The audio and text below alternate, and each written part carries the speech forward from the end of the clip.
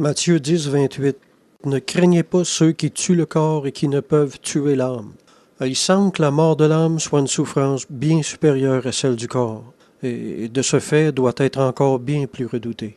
Saint Hilaire a écrit « Jésus leur recommande donc de ne craindre ni les menaces, ni les outrages, ni la puissance des persécuteurs, parce que le jour du jugement dévoilera le néant et la faiblesse de leurs entreprises. » Bon, dans son Histoire de l'Église, au tome 1, le chanoine Poulet a donné un très bel exemple d'héroïsme chrétien. On y lit à propos de Saint Justin. Saint Justin écrit une apologie à l'empereur Marc Aurèle et une autre au Sénat pour combattre les calomnies répandues contre les chrétiens et les préjugés populaires.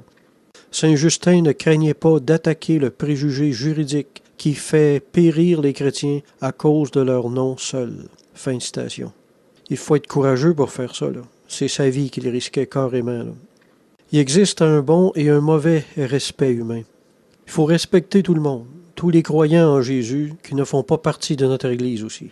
Mais là où le respect humain s'arrête, c'est quand une personne ou une Église enseigne quelque chose de pernicieux, de nuisible à la foi, ou nuisible au bonheur ou à la liberté spirituelle.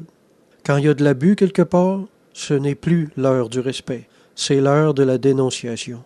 L'apôtre Paul a écrit « reprend, censure et exhorte avec une pleine autorité ».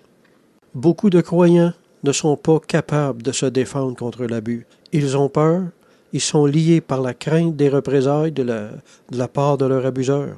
Alors il faut que le Seigneur leur envoie des héros pour les délivrer de leurs griffes, des hommes ou des femmes envoyés de Dieu qui seront sans crainte, qui combattront à leur place pour reconquérir leur liberté bafouée en Christ, et qui seront sans crainte des jugements ou de la colère des abuseurs spirituels. Jésus dit à ses disciples de ne pas craindre le martyre ou l'assassinat de la réputation. C'est donc avec assurance que nous pouvons dire « Le Seigneur est mon aide, je ne craindrai rien, que peut me faire un homme ?»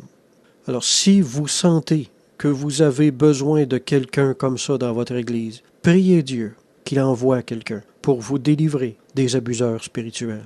Amen.